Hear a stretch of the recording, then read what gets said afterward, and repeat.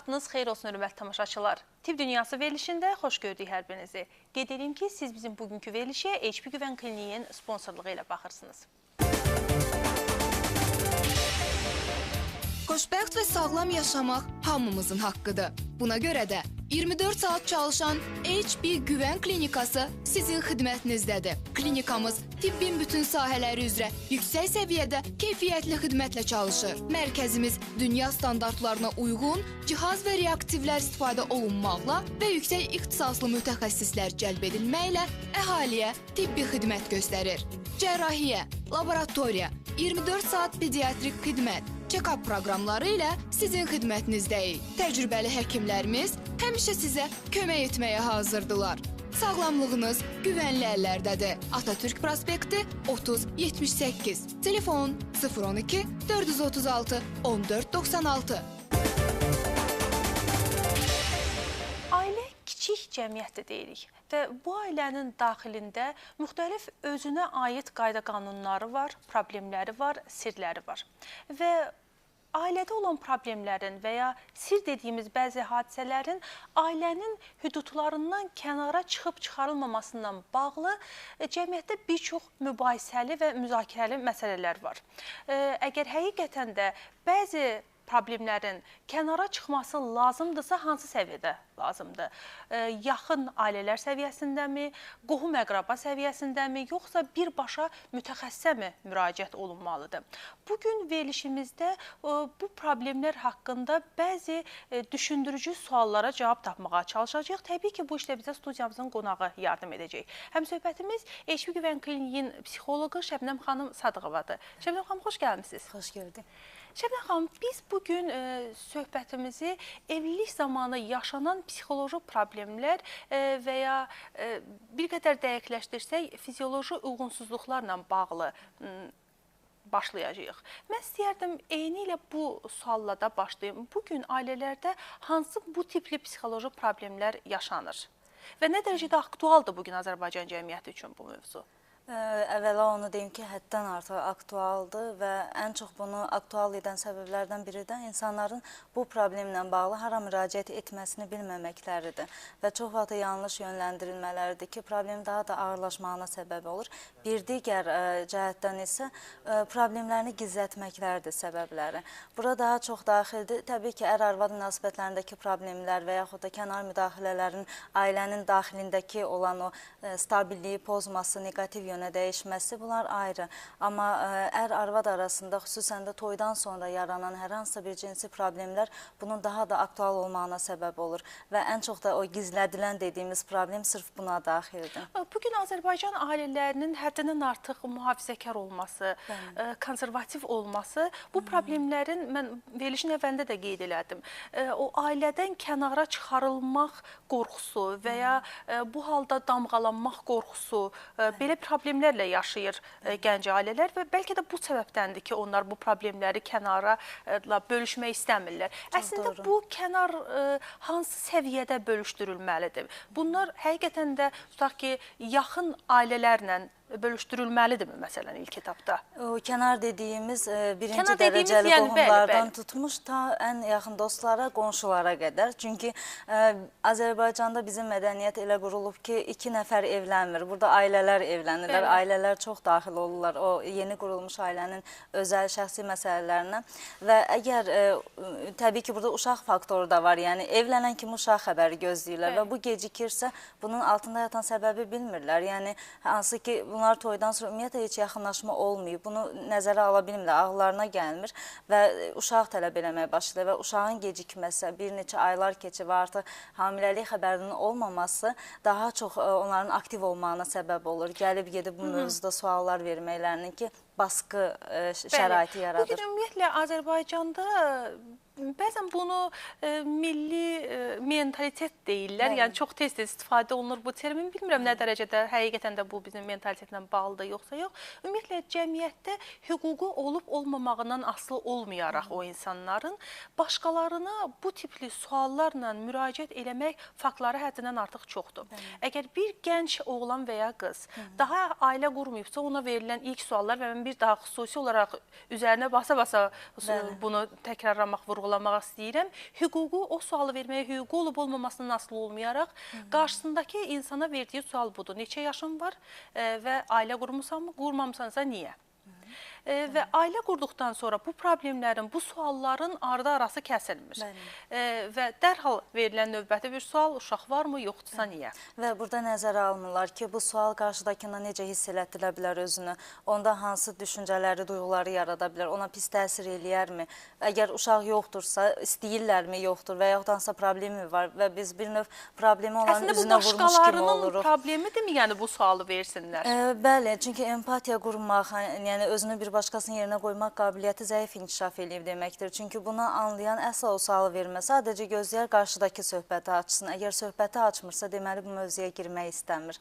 Və xüsusən də bu psixoloji problemlər ki, dediyimiz cinsi problemdən irəli gələn məsələlər ki var, bu xüsusən də gizli, qorunan bir problemdir. Və bu əsas səbəbdir ki, insanlar uzun müddət müalicə ala bilmirlər. Çünki əvvəla hara müraciət edəcəklərini bilmirlər. Problemlərinin nə olduğunu bilmirlər, adının nə olduğunu bilmirlər və bu yüzdən də gizlətməyə məcburiyyətinə qalırlar. Çünki siz çox gözəl dediniz, bayaq damğalanmaqdan qorxurlar. Çünki bizim cəmiyyət çox açıqdır damğalanmağa, bizim cəmiyyət qınamağa çox açıqdır, təəssüf ki, mühakimə eləyirik çox tez zamanda, düşünmədən. Və o da insanlar əgər bir problem yaşayırsa, bunu içlərində gizlədib və buna mübarizə aparmaq və özünə ziyan vurmaq həddinə belə gətirib çıxarda bilir. Və bu nəticədə əslində həmin cütlüklər arasında hansı problemlər yaşanmasına səbəb ola bilir? Bəli, bu problemlər ümumiyyətlə terminologiyanın adları var. Vajinismusdur, ümumiyyətlə kişi ilə qadın arasında yaxınlaşmanın olmamağıdır, qadından irəli gələn bir şeydir. Amma əgər ilk başda, məsələn, toydan sonra səbəb qadında idisə, toydan sonraki müddətdə müalicə alacaqları dövrə qədər artıq kişidir burada. Çünki münasibətlər gərilməyə başlayır, bir-birlərini günahlandırmağa başlayır, bir-birlərinə aqressiv olmağa başlayırlar və bir-birlərinə ziyan vurmağa başlayır. Sırf bu səbəblə ər, arvad hər ikisi müayinə olunmalıdır deyə bizim bir mövqeyimiz var bundan bağlı. Bunlar əslində hansısa bir, belə deyim, fiziki sağlamlıqla bağlı olan problemdirmi? Çox gözəl sualdır. İlk müraciət edəcəkləri şəxs ginekoloq olmalıdır. Yəni, sualınıza qüvvət, fizioloji bir problem varmı, yoxmu, o müəyyən eləyəcək və bunun psixoloji kökəni olduğunu araşdırdığı an, aşkarladığı an psixoloqa yönləndirirlər. Necə böyütməliyik uşaqları? Mümkün qədər cinsi tərbiyə verilməlidir, məlumatlandırma olmalıdır. Valideynlər özü bunu eləsə daha düzgündür. Çünki uşaq kənardan öyrəndiyi zaman daha ziyanlı şeylər öyrənə bilər. Amma valideyn tərəfindən uşaq öyrədildiyi zaman gələcəkdə də öz evliliyində problemlər yaşamaz və öz şəxsi quruluşu, şəxsiyyət quruluşu da düzgün inkişaf etmiş olar. Məsələn, milli mentalitetdən başqa bir də övladını qorumaq səbəbindən irəli gəlir. Və ailələr adətən çalışır ki, övladınla arasında münasibətlərdə müəyyən bir sərhədlər olsun, səddlər olsun, keçidlər olsun. Bununla da övladını daha yaxşı tərbiyə verəcəyi fikrindədir. Əslində sizin dedikləriniz bizim bu fikirləri alt-üst mü eləyir, yoxsa burada hansısa bir çərçivələr mi var? Dəstəkləyicidir mənim fikirlərim, belə deyək. Çünki burada çox güclü stereotiplər formalaşıb ki, onları qırmaq çətindir. Çünki bunu tək mən, siz edə bilməzsiniz. Bunu gərək toplum olaraq, çoxluq olaraq eləyək biz. Və bütün bu tabuları qırmaq üçün də sadəcə valideynlər bilməlidir ki, ən birinci rolu özləri oynayırlar. Yəni, ən böyük dəstək onlardan gəlir. Hansısa bir yaş dövrü seçilirmi ki, bax, bu yaş dövründən sonra uşaqlarda artıq bəzi məsələlərlə bağlı məlumatlandırma xarakteri övladlarından daha yaxın söhbətlər aparılmalıdır. Məsələn, varmı belə bir yaş qrupu, yoxsa? Məsələn, qızla oğlanın fərqini, qız uşağının, olan uşağının fərqini 6 yaşa qədər artıq uşağı bilməlidir. Amma çox təəssüf ki, 12, 13, 14 yaşında belə bunu bilməyən uşaqlar var. Və bu çox patoloji bir durumdur, bir vəziyyətdir. Bu çox dəhşətli bir şeydir.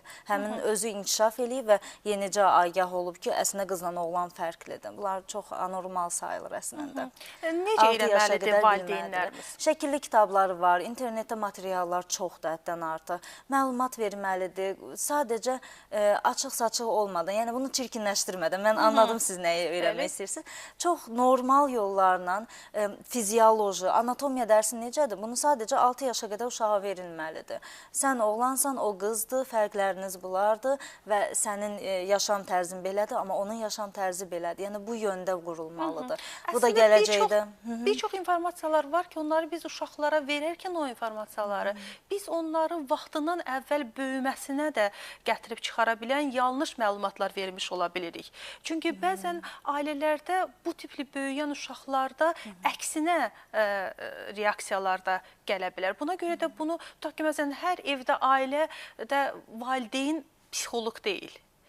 Bunu övladına hansı formada, nə cür başa salacağını bilməsi üçün birinci növbədə tutaq ki, valideynləri məlumatlandıracaq. Onların arasında təbliğat apara biləcək, tutaq ki, hansı da bir materiallar mı olmalıdır? Dəstək almalıdırlar. Bunlar üçün nələr məsələn nəzərdə tutulur və yaxud da ki, başqa ölkələrin təcrübəsində bunlar necə aparılır? Onunla bağlı məlumatlarınız varsa? Avropada ümumiyyətlə uşaqlar bağça yaşından, necə ki, məktəb yaşına keçid dövrüdür. Orada artıq məlumatlanmış olur, müəllimləri sayəsində və valideynlər də dəstək olurlar, amma bizdə yeni-yeni başlayır belə şeylər və valideynlər əgər hər hansısa biri bunda altından çıxamayacağını düşünürsə, mütləq psixoloji dəstək almalıdır ki, necə yönləndirsin və burada psixoloqların, sosioloqların da işi çoxdur. Maksimum dərəcədə məqalələr yazılmalıdır, efirlərə çıxıb danışılmalıdır bu barədə. Çünki valideynlər çox tək hiss eləyə bilərlər özlərini. Valideynlər bu məsələ ilə bağlı nə dərəcədə açıqdırlar bu cür informasiyalara və övladlarının bu son formada dövrlərdə çox irəliləyiş var. Artıq övladlarını düzgün yönləndirmək istəyirlər. Siz bayaq dediniz ki, uşağın təzə az yaşından oyanmağına səbəb ola bilər. Xeyr, uşaq az yaşlarından artıq necə özünü kontrol etməli olduğunu öyrənmiş olacaq. Sadəcə burada o təbliğat metodunun düzgün seçilməsi məsələsi çox vacibdir. Çox həssas məsələdir çünki deyə biləcəyimiz bir kəlmə belə, heç cümlə demirəm, bir kəlmə belə uşağı səhv yönləndirə bilər. Çox həssasdır. Ona görə də diqqətli olunmalıdır və savadlı olunmalıdır. Və eyni cür problemlər ailələrdə təkcə qız övladlarla bağlı deyil. Düzdür, bugün ailələrdə qız övladlarına baskı oğlanlara nisbətən daha çoxdur. Bunlar səbəb ola bilər. Amma oğlanlar da eyni problemləri yaşaya bilir. Bəli. Və çox da problemlər yaşayırlar əslində. Sadəcə olaraq belə bir fikir formalaşır bizdə ki, oğlanların heç bir problemi yoxdur, özləri öhdəsindən gələrlər. Amma oğlanlar da çox ciddi problemlər yaşayırlar. Onlar da bir xanımla evləndikdən sonra yaxınlaşdığı zaman ciddi şoklar yaşaya bilirlər. Özləri necə özlərini təqdim etsinlər, bunu necə idarə etsinlər, bunu bacarmaya bilirlər. Və istərsəmiz bu ilk dəfədən özünə inam zəifliyinə gətirib çıxarda bilir, özünü təsdiqləyə bilməməyə və insanlara nə deyərəm, necə deyərəm, bunlar çox ciddi problemləri özün bərabərində gətirir. Daim nəzarətdə olduğunu, müşahidə altında olduğunu hiss eləmək də belə problemləri sıxıntı yaradır, asosiallığa belə apara bilir insanı. Yəni daima hər an damğalana bilərəm qorxusu var, yəni sizin sözünüzə qüvvət. Onunla yaşamaq çox çətindir, bununla mübarizə aparmaq çətindir və təbii ki, həmin insanlar özləri də uşaq yetişdirəcəklər bir müddət sonra və necə davranacaqlarını bilmirlər uşaqlarla. Özünü təkcə bir-biri ilə münasibətdə deyil, hətta yaxın, tutaq ki, valideynlərlə münasibətdə, qohumlarla münasibətdə necə göstərə bilir? Əvvəla qaçmağa başlayırlar artıq. Əvvəllər çox qonağa gedərdilərsə, məsəl üçün dost tanışla çıxardılarsa arasa, yavaş-yavaş ayaqlarını çəkməyə başlar və özlərinə qapanırlar. Özlərinə qapandıqları zamanda ancaq bir-birlərini günahlandırmaqla məşğul olurlar. Və bu arada psixoloji gərginliyi daha da, stresi gərginliyi çox yüksəlir, bəli, və problemin mahiyyəti daha da ağırlaşır. Əgər sırf biz burada, məsəl üçün, vajinismusla və yaxud da qadının hər hansı bir cinsi problemi ilə işləyəcəkdiksə, bir müddət uzandıqdan sonra artıq biz orada münasibətlər arasındakı problemləri öhdəsindən gəlməyə çalışmalıyıq. Bu insanların yaşadığı çevrədən gələn streslə bağlı işləməli oluruq. Hələ onlar əgər səhv müalicə alıblarsa, həkimlər səhv yönləndiribsə, oradan aldığı travmanı müalicə etməliyik. Yəni, zaman kəsimi uzandıqca problemin ağırlığı da artır. Mən sizin söhbətimizin bu yerində qısa bir fasilə verək, sonra söhbətimizi davam etdirək sizinlə bərabər. Mən bir daha qeyd edeyim ki, siz bizim verilişə HP Güvən Kliniğinin sponsorluğu ilə baxırsınız.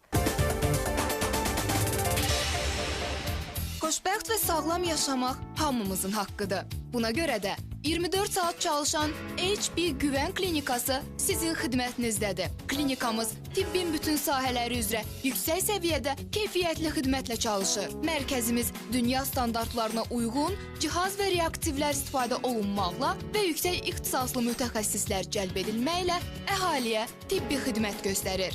Cərrahiyyə, laboratoriya, 24 saat pediatrik xidmət, check-up proqramları ilə sizin xidmətinizdəyik. Təcrübəli həkimlərimiz həmişə sizə kömək etməyə hazırdılar.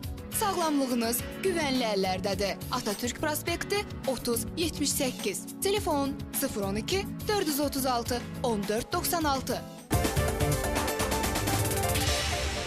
HB Güvən Kliniğinin sponsorluğu ilə tibb dünyası verilişi davam edir.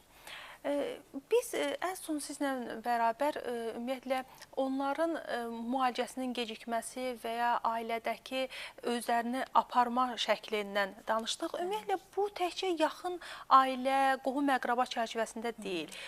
Ümumiyyətlə sosial münasibətlərdə, kənardakılarla olan sosial münasibətlərdə, məsələn iş yerlərində, adi, yəni ictimai yerlərdə belə onların daha aqressiv bəzi məsələlərə reaksiya verməyindən də bilmirəm, əslində kənardan bəlkə bunun səbəbləri hiss olunmur təbii ki. Çox yaxşı gizlədə bilirlər bunu. Amma dediyiniz kimi yavaş-yavaş, məsələn bu qadınlarda daha çox müşahidə olunur. İşləyirsə işdən ayrılmağa başlayır. Mümkün qədər suallardan qaçmağa başlayır. Depressiv yaradırmı? Qaçınmalara başlayırsa artıq bu deməkdir ki, özünə qapanma gedir burada və eşidə biləcəyi sualları, ona yönəlmiş olan sualları maksimum azaltmağa çalışır. Uşaq nə vaxt gəlir, ərinlə münasibətin necədir, evdə hər şey yolundadırmı? Yəni ən xırda məsum yönləndirilmiş bir sual belə onun üçün aqressiya mənbəyi ola bilir. Ona görə də bunları azaltmaq üçün kişilər də, qadınlar da iş şəraitində çox böyük problemlər yaşaya bilirlər. Öz sosial həyatlarını kəsmək məcburiyyətinə qalırlar, azaltmaq məcburiyyətinə qalırlar. Əslində bu bir növ belə deyim, mən əvvəl də sizdən soruşdum bunu. Bu fiziki sağlamlıqla bağlı problem olmadığına görə bəlkə insanlar fikirləşirlər ki, bununla bağlı tutaq ki, mütəxəssisə müraciət etmək lazım deyil. Bəzən bu çox gecikmiş müraciətlər olur hətta. Bu gecikmiş müraciətlər nələrə səbəb ola bilir? Məsələn, hansı fəsadlara gətirib çıxara bilir? Bəzi ailələr ola bilər ki, bu təbii ki, təhsil səviyyəsindən də çox asılıdır. Ər yoldaşına çox yaxşı dəstək olur, ürəkləndirir və ikisi arasında bunu həll eləyə bilirlər. Amma bəzən bir-birlərinə o qədər gərgin münasibətə başlayırlar ki, o qədər tələblər olur ki, ətrafdakı qıcıqlandırıcılardan, suallardan o qədər aqressiv olmağa başlayırlar ki, bu problemin get-gedə ağırlaşmağına səbəb olur. Vajinismus xəstəlik deyil, psixoloji problemdir. Ginekoloqun təsdiqi ilə psixoloji problemdir. Ümumiyyətlə, müalicəsi varmı? Var və çox yaxşı xəbər verəcəm sizə ki, bu ən azı 90% effekt verən müalicə növüdür. Yəni, bu problemlə əziyyət çəkən insanlar neçə ilin əziyyəti olmağına baxmayaraq çox qısa zamanda effekt ala bilirlər. Burada çox önəmli bir faktor var ki... Burada söhbət müalicə, dərman preparatlarından müalicədən gelir. Xeyr, ehtiyac olmaya bilər bəzən. Əgər çox ağır depressiyası yoxsa, çünki siz bayaq sual verdiniz, yəni o hansı problemləri gətirə bilir. Əgər zaman kəsimi uzandıqca təşviş pozuntusuna apara bilir. Qadınlarda panik pozuntulara yarada bilir, genetik yatqınlığı varsa daha çox başqa psixiatrik problemlər ortaya çıxa bilir. Əgər elədirsə, dərman müalicəsi dəstəkləyici rol ola bilər. Amma sadəcə danışıq terapiyası ilə və təbii ki, biz ev tapşırıqları da veririk. Hər ikisi gəlirlər seanslara. Bərabər gəlməlidir. Bərabər gəlməlidir, çünki kişinin orada rolu çox önəmlidir. Bəzən kişi bir tapşırıq etməyə bilər. Ən azından mənəvi dəstək olaraq. Bəli, bu çox vacibdir. Həm məlumatlanmış olar, çünki çox ağır stres yaşayır bu, yoldaşında nəyin baş verdiyini bilmir. Bəzən sən məni istəmirsən, məni sevmirsən kimi günahlandırmalara başlayırlar. Ağlında başqa biri mi var deyə bir paranoyal fikirlər əmələ gəlir. Əslində, cütlük arasında sevgi hisslərinin olmaması bu nəticəni gətirə bilər. Əlaqəsi yoxdur. Sadəcə burada ümumiyyətlə mənəvi, bir-birinə olan münasibətlə əlaqəsi yoxdur. Sonradan yaranır bu. Çünki problemi çözə bilmirlər və problemin nə olduğunu anlaya bilmirlər və bir-birlərinə qarşı yönəlmiş aqressiyadan sonradan problem yaranır. Mən sizə dərman müalicəsi ilə bağlı niyə sual verdim? Bir müddət bundan əvvəl mən bu məsələ ilə bağlı bir mütəxəssislə söhbət edirdim. Adətən orada problem, ailələrdə kişilər vərdişlərlə bağlı olan problemlərlə bağlı idi. Bəzən belə hallarda onlar o qədər özlərinə inamsızlaşırlar ki, onlara psixoloji yardım, psixoloji dəstək, xırda bir psixoloji dəstək belə onlara çox böyük effektlər, nəticələr alınmasına səbəb ola bilir. Bəzən mütəxəssis mənə deyirdi ki, bəzən biz məsələn çox sadə tanınan, tutaq ki, baş ağrısı, ağrı kəsici dərmanları veririk. Deyirik ki, bax bunu içəndən sonra hər şey düzələcək. Amma bu həqiqətən effekt verir. Çünki bu daha çox psixoloji məsələlərlə bağlıdır. Bu vajinismusla bağlı problem yaşayan qadınların ərlərində əgər problem çözülməyibsə, uzun illərdə əziyyət çəkirlərsə, daha sonradan kişilərdə də problemlər yaranmağa başlayır. Ona görə də maksimum tez zamanda müraciət etsələr yaşlı. Və çox ciddi bir problem var ki, bəzən rayonlarımızda xüsusən mən buna rast gəlirəm ki, əvvəlcə orada rayondakı bir ginekoloqa və yaxud da hər hansı bir terapevtə müraciət edirlər. Bilmədən sadəcə nə məqsədlə bəlli deyil, çox yanlış bir travmatik müalicə üslubu təklif edirlər. Məsələn? Məsələn, çox ağır dərmanlar yazırlar və yaxud da keyidici bir preparat yazırlar qadının özü üçün, yəni öz bədəni üçün. Çox ağır dərmanlardan istifadə etməklərini önərirlər və bu həmin insanlara heç bir kömək dəymir. Əksinə, problemin daha da ağırlaşmağına səbəb olur. Belə bir əziyyət çəkirsə, belə bir problemlə cütlüklər ilk növbədə ginekoloqa getməlidirlər, araşdırmalıdırlar ki, fizioloji deyil, sırf psixoloji faktorludur və psixoloqa müraciət etməlidirlər. Və bununla bağlı ancaq uzmanlaşmış bu sahədə sertifikatlı psixoloqlar məşğul ola bilərlər. Hər psixoloq bunun taktikasını bilməz. Yeni metodlardır çünki bunlar. Adətən ailələrdə belə problemlər yaşanırsa, siz deyirsiniz ki, həkimə müraciət edəndə adətən 90% hallarda biz bunun müalicəsinə nail ola bilirik. Yerdə qalan effekt verməməsinin səbəbi nə ola bilir? Effekt verməməsinin səbəbi ərlə arvad münasibətinin get-gedə korlanmağı ola bilir, boşanmalar ola bilər. Çünki nəticədə əgər aralarındakı münasibət düzəlməyibsə, həddindən artıq da vaxt keçibsə. Çünki verilən ev tapşırıqlarını gedib evdə ərlə arvad ikisi tətbiq edirlər və aralarında problem varsa, tapşırığı da həll olunmayacaq və terapiyanın mənası da qalmır artıq. Çünki bir-birlərini artıq itələməyə başlayıblar. Ən son etap burada biz bir neçə dəfə vurğuladıq. Uşağın olmasından bağlı verilən suallardır. Belə halda onlar adətən tələsirlər ki, yəni bu təkcə arasında hansısa da psixoloji və ya fizioloji uyğunsuzluq olan ailələrə aid deyil. Bugün Azərbaycan cəmiyyətində ailə qurduqdan sonra onlar yəni bu tipli suallardan qurtulmaq üçün sanki tez bir zamanda istəyirlər ki, uşaq dünyaya gəlsin ailədə. Mənəvi, psixoloji hazır olmadan deyirlər. Hətta bəzən tibbi cəhətdən də hazır deyirlər. Hətta biz müxtəlif xəstəliklər haqqında danışanda deyirik ki, hamiləlik birinci arzu olunan olmalıdır. İkincisi, hamiləlik zamanı müxtəlif patologiyaların yaranmaması üçün biz əvvəlcədən artıq özümüzü hamiləliyə hazır hiss eləməliyik. Və bu proseslər olmadan baş verən hamiləliklər, baş tutan hamiləliklər çox vaxt bizi, belə deyim, xəyal qırıqlığına razıyam. Mən yazdığım məqalələrdə də və söhbətlərimdə də çox bunu vurğulayıram. Sevgidən doğulan uşaq, yəni aşk çocuğu deyirlər türklər buna, sanki bütün problemlərdən sığortalanmış olur. Biz qarantiya vermirik, yəni hər an hər şey ola bilir, amma uşaq ki, arzulu olunan uşaqdır və sevgi üzərinə dünyaya gəlmiş uşaqdır, psixoloji, psixiatrik problemlərdən birində mühafizə olmağa başlayır artıq. Gözləri pırıl-pırıl olur həmin uşaqların. Adətən bu cür uşaqlar gələcəkdə çox dərin zəka sahibi olan, gələcəkdə hətta alim olan, gözəl insan olan insanlar olur və arzu olunmaz hamiləliklərdən doğulan uşaqların əksəriyyətinin qatil olmasından bağlı, cinayətkar olmasından bağlı və yaxud da ki, ciddi psixoloji travmalarla doğulan uşaqların olması artıq sübut olunmuşdur statistika ilə. Bu uşaq mövzusuna bağlı çox ciddi bir faktı açıqlayacağım sizə ki, çox vaxt bu vajinismusla, yəni ər-arvad arasında yaxınlaşma problemi olan cütlüklər çox yanlış bir taktikaya üst tuturlar.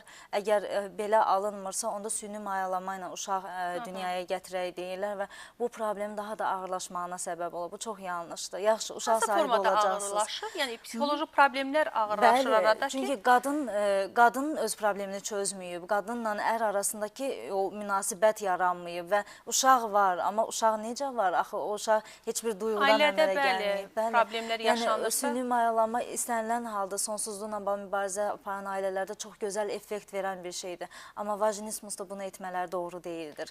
Əvvəlcə problemin özü həll olunmalıdır, daha sonra sırada gələn edilməlidir. Birdən-birə hoppanırlar digər mərhələyə və oradakı boşluq qalır və o boşluq həll olunmadan gedir və daha sonra boşanmalara səbəb ola bilir. Necə böyüdək ailədə övladlarımızı? Uşaqların böyüdülməsinə ən önəmli faktor valideynlərin səmimiyyətidir, düzgünlüyüdür, dürüstlüyüdür. Əgər uşaqlar valideynin anlattığı bir şeyi qəbul edirlərsə və ondan öyrənirlərsə, deməli valideyn övlad arasındakı o səmimiyyət, dürüstlük alınmışdır, formalaşmışdır. Və daha sonrası valideynlərin kənar qıcıqlandırıcılardan, kənar cəmiyyətin yaratdığı tabulardan mümkün qədər uzaq tutmaları lazımdır. Ailə çox şəxsi bir şeydir. Ailəni siz qurursunuz və qurduğunuz ailədəki qaydalar da siz özünüz yaratmalısınız. Əgər digər çevrədən gələn qaydalarla bunu yönədəcəksinizsə, o ailə sizinki olmur, yenə cəmiyyətin bir ailəsi olur.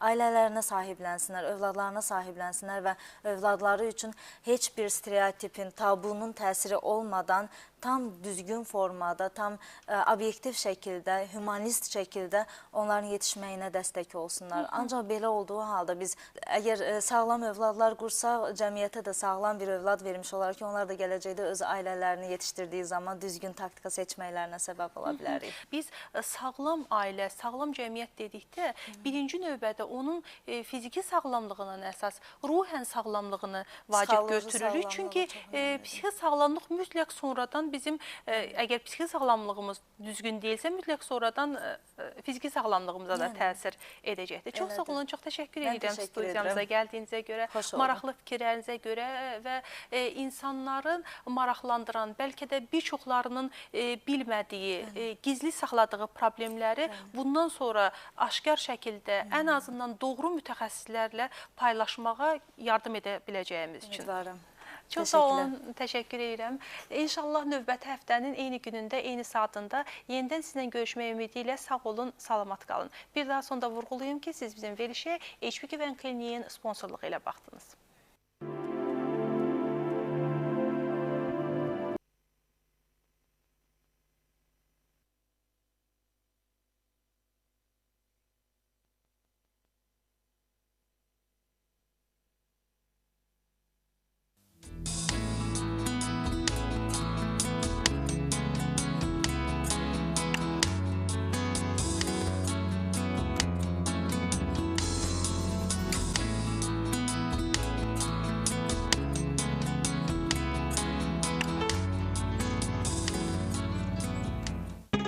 Almaniyada xüsusi təcrübə keçmiş yüksək səviyyədə həkim heyəti bioloji təbabət klinikasında alman dərmanları və alman metodikası ilə xəstələrə drenaj, biopunktura, iynə batırma, zəli qoyma və pilləli autohemoterapiya ilə müalicə həyata keçirir. Bioloji təbabət klinikasında xəstələrə ən müasir 6 kanallı, 4D rejimli ultrasəs müayinəsi, Olympus firmasının Castro video endoskopu vasitəsilə tam dəqiq diaqnoz qoyulur. Laboratoriyada 8-35 dəqiqəyə 100-ə yaxın analizi həyata keçirən ekzem aparatı vasitəsilə hormonlar, infeksiyalar və viruslar tam dəqiqliklə yoxlanılır.